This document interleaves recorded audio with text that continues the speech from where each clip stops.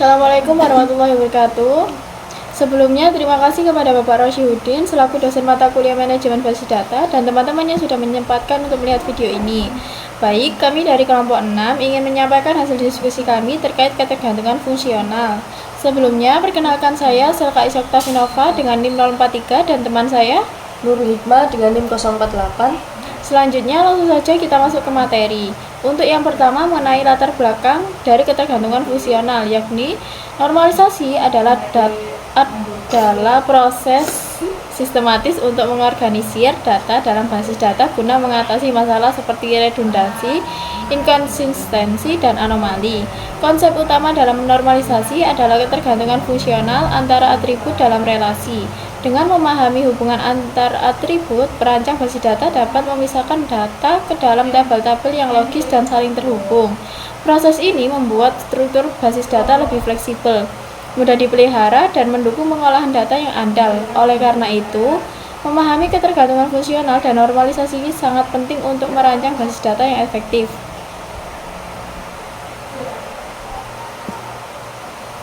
Selanjutnya, ketergantungan fungsional adalah sebuah konsep dalam bidang basis data dan aljabar relasional yang mendefinisikan hubungan antara dua set atribut dalam sebuah relasi dari sebuah basis data. Pada hakikatnya, sebuah atribut B tergantung secara fungsional pada atribut A jika untuk setiap nilai A terdapat tepat satu nilai B yang terkait dengannya. Konsep ini mendasar dalam desain skema basis data, proses normalisasi dan denomalisasi, serta memastikan integritas dan konsistensi data. Ketergantungan fungsional memainkan peran penting dalam mengidentifikasi kendala unik pada skema basis data relasional. Properti ini digunakan selama proses normalisasi untuk mencegah masalah seperti redundansi data dan anomali pembaruan. Dengan membangun hubungan antara atribut, ini membantu pengorganisasian data secara logis, membantu pengambilan informasi. Jika A dan B adalah atribut dari suatu relasi, maka B dikatakan bergantung secara fungsional pada A.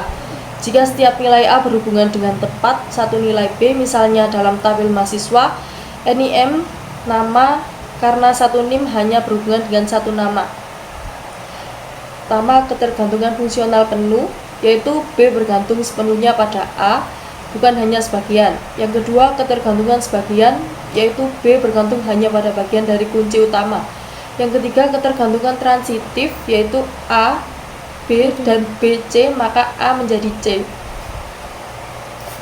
Selanjutnya, fungsi ketergantungan fungsional dalam basis data. Yang pertama yaitu menentukan struktur tabel, membantu merancang skema tabel yang logis dan efisien berdasarkan hubungan antar atribut. Yang kedua, dasar normalisasi, digunakan untuk mengidentifikasi atribut yang harus dipisahkan selama proses normalisasi guna mengurangi redundansi dan anomali data. Yang ketiga, menjaga integritas data, memastikan bahwa setiap data memiliki hubungan yang konsisten dan unik sesuai ketentuannya. Contoh, satu NIM hanya untuk satu nama mahasiswa. Yang keempat, mendeteksi dan mencegah anomali, membantu menghindari anomali, penyisipan, penghapusan, dan pembaruan. Yang kelima, optimasi query dan penyimpanan. Dengan struktur tabel yang efisien dan sistem basis data, dapat melakukan query lebih cepat dan hemat ruang penyimpanan. Selanjutnya, normalisasi dengan ketergantungan fungsional. Normalisasi adalah proses pengorganisasian data dalam basis data untuk mengurangi redundansi dan meningkatkan integritas data. Proses ini dilakukan dengan memanfaatkan ketergantungan fungsional untuk membagi tabel menjadi beberapa tabel yang lebih kecil yang saling terkait.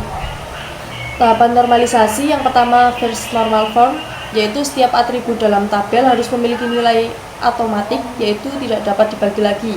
Contohnya, kolom hobi berisi membaca, menulis tidak memenuhi first normal form harus dipisahkan menjadi beberapa baris atau tabel terpisah. Yang kedua, second normal form, yaitu tabel harus dalam satu NF dan setiap atribut non-primer harus bergantung sepenuhnya pada kunci utama, bukan hanya sebagian.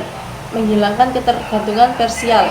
Contohnya, jika tabel memiliki kunci gabungan, NIM, kode MK, dan atribut nama mahasiswa hanya tergantung pada NIM, maka ini belum memenuhi 2NF. Yang ketiga, third normal form, yaitu tabel harus dalam 2NF dan tidak ada ketergantungan transitif antara atribut non-primer dan kunci utama. Contohnya, jika dosen, fakultas, dan mata kuliah dosen, maka fakultas tergantung transitif pada mata kuliah. Yang keempat, Boyce-Codd normal form, yaitu memenuhi 3NF dan setiap determine adalah kunci kandidat.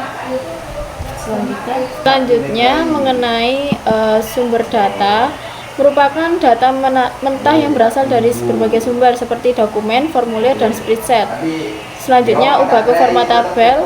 Langkah ini mengubah sumber data menjadi bentuk tabel atau relasi yang bisa diproses dalam sistem basis data. Yang ketiga, UNF atau Unnormalized Form.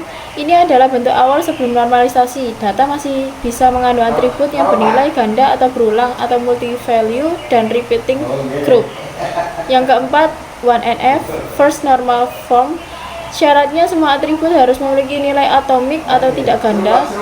Langkahnya, pisahkan atribut yang memiliki nilai tidak tunggal atau bersifat multi-value. Yang kelima, 2NF, Second Normal Form. Syaratnya sudah memenuhi 1NF dan semua atribut non-primer harus bergantung penuh pada seluruh kunci primer. Langkahnya, pisahkan ketergantungan parsial, yaitu jika ada atribut yang hanya tergantung pada sebagian dari kunci primer dalam tabel dengan kunci gabungan. Yang keenam, 3NF, Third Normal Form. Syaratnya sudah memenuhi 2NF dan tidak boleh ada ketergantungan transitif antara atribut non-primer dan kunci primer. Langkahnya, pisahkan ketergantungan transitif, yaitu jika atribut non-primer tergantung pada atribut non-primer lain yang bergantung pada kunci primer. Tujuan akhirnya adalah menghasilkan struktur tabel yang efisien, minim duplikasi, dan lebih mudah dipelihara. Selanjutnya, bentuk-bentuk normalisasi lain. Yang pertama, first normal form, yaitu memastikan bahwa setiap sel hanya berisi satu nilai, mengharuskan setiap kolom dalam tabel memiliki nilai atomik, dan setiap entry dalam kolom harus unik, yaitu tidak ada kolom yang memiliki nilai terduplikasi atau berulang, dan setiap kolom hanya mengandung nilai tunggal. Yang kedua, second normal form, yaitu mengharuskan tabel berada dalam 1NF, memastikan bahwa atribut nama, alamat, dan nomor telepon sepenuhnya bergantung pada ID pelanggan, atau tidak ada ketergantungan fungsional parsial, yaitu atribut non-primer tidak boleh bergantung hanya pada sebagian dari kunci utama. Yang ketiga, third normal form, yaitu mengharuskan tabel berada dalam 2NF dan tidak ada ketergantungan fungsional transitif antara atribut non-primer, memastikan bahwa tidak ada ketergantungan transitif. Misalnya, tidak ada atribut yang bergantung pada atribut lainnya yang bukan kunci. Yang keempat, boycott normal form adalah bentuk normal yang lebih ketat dari 3NF. Setiap ketergantungan fungsional X, Y harus memenuhi syarat bahwa X adalah super K. Misalnya, jika ada ketergantungan fungsional yang melibatkan atribut non-primer, maka itu harus menjadi super K. Yang keempat, fourth normal form mengharuskan tabel berada dalam BCNF dan tidak memiliki ketergantungan multi-value. Tidak ada atribut yang memiliki lebih dari satu nilai independen dalam satu tabel. Yang kelima, five normal form mengharuskan tabel berada dalam 4NF dan tidak memiliki ketergantungan yang dapat dipecah menjadi beberapa tabel tanpa kehilangan informasi.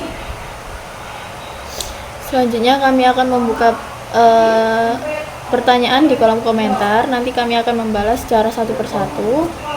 Sebelumnya, menyimpulkan dari hasil diskusi kami, yakni ketergantungan fungsional merupakan fondasi dalam merancang basis data yang baik. Dengan memahami dan mengidentifikasi ketergantungan fungsional, perancang sistem dapat melakukan normalisasi secara sistematis. Normalisasi yang dilakukan dengan benar membantu mengurangi redundansi, mencegah inkonsistensi data, serta meningkatkan efisiensi dan integritas sistem basis data. Bentuk normalisasi seperti 1NF hingga 5NF dan BCNF memberikan panduan bertingkat dalam merancang relasi yang logis dan stabil. Normalisasi adalah langkah penting dalam desain basis data untuk memastikan efisiensi, konsistensi, dan integritas data. Setiap bentuk normalisasi bertujuan untuk mengurangi kemungkinan terjadinya anomali dalam data. Terima kasih atas waktunya.